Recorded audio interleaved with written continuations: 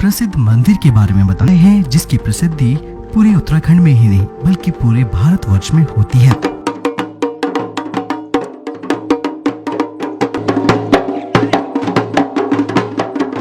जी हाँ, हम बात कर रहे हैं श्री रथी देवता की।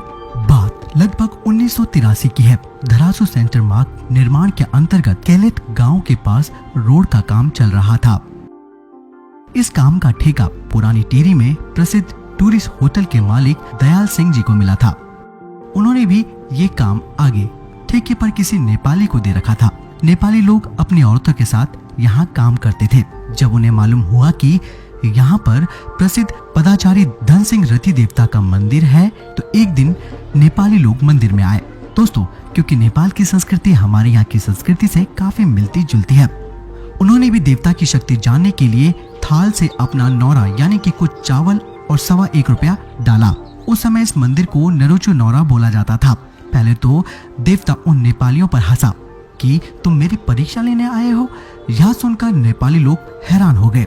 वास्तव में वे लोग इसी उद्देश्य से वहां आए थे। आगे देवता ने कहा, तेरी शादी किए 16 साल हो गए हैं ना, पर तेरी कोई संतान नहीं हुई। ये सुनकर सारे नेपाली भी हैरान हो गए। वे पहली बार मंदिर में आए हैं। जो बात देवता ने बोली वो सही थी। असल में नेपाली की शादी किए हुए 16 साल हो गए थे, लेकिन उसकी कोई औलाद नहीं थी। नेपाली ने नेपाल में इससे पहले कई देवी देवताओं की पूजा की और डॉक्टर को भी दिखाया था, लेकिन उसका कोई फायदा नहीं हुआ।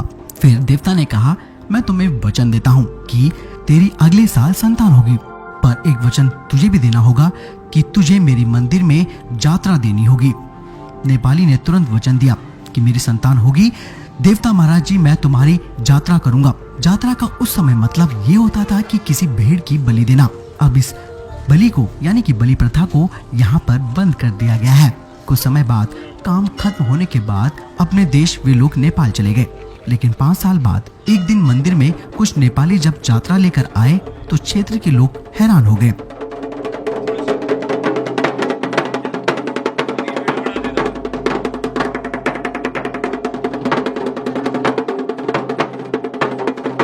तब लोगों को पता चला कि ये यात्रा नेपाल से आई है, क्योंकि देवता के देव वचन के अनुसार नेपाली का एक पुत्र हुआ था। इसीलिए देवता की यात्रा देने सब परिवार नेपाल से आया था। मंदिर में उन्होंने देवता का मंडाण व पूजा पाठ तथा यात्रा दी।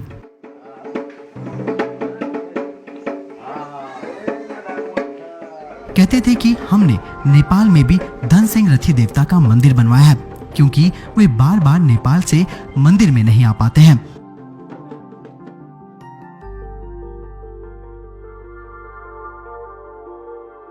दोस्तों, श्री रथी देवता की सच्चे मन से मांगी मन्नत पूरी होती है। इसीलिए प्रतिदिन हजारों की संख्या में भक्तजन इस देवता के दर्शन करने आते हैं। ऐसा है ना कि ये 40 वर्ष की उम्र के थे ना ये आदमी, इनकी मृत्यु हुई। मृत्यु होने के बाद जो है ये रथी देवता के नाम से प्रसिद्ध था। तो यहाँ पहले जो है बड़ी प्रथा थी, बकरी वो भेड़ हाड़ का खाड़ू मरते थे यहाँ। तो उसके बाद तब हमने इसकी बलि प्रथा ख़त्म की। फिर जो है फिर भागवत कथा की 2-3 बार, फिर मंदिर बनाया। तो ये जो है रथ देवता के नाम से जो है प्रसिद्ध हो गया। और ये करीब जो है 120 साल पुरानी बात है। और क्या मान्यता है इस मंदिर की?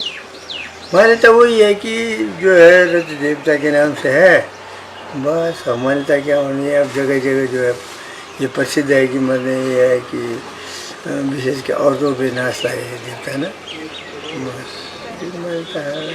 तब देवता का रूप धारण कर लिया इसने ना। पहले एक तरह से बलि प्रथा थी, खाड़ू खुड़ू मारते थे, इसलिए वो ख़त्म किया हमने। तब देवता के नाम से और बोला किया हमने इसका नाम। तो दोस्तों, आप भी उत्तराखंड के इस प्रसिद्ध मंदिर पर होकर आए। दोस्तों, इस मंदिर में कैसे पहुंचना है और आप कैसे जा सकते हैं, इसके बारे में हम आपको डिस्क्रिप्शन बॉक्स में लिखकर बता देंगे। साथ ही दोस्तों, अगर ये जानकारी पसंद आए तो इसको लाइक करना ना भूलें और शेयर करना ना भूलें। धन्यवाद।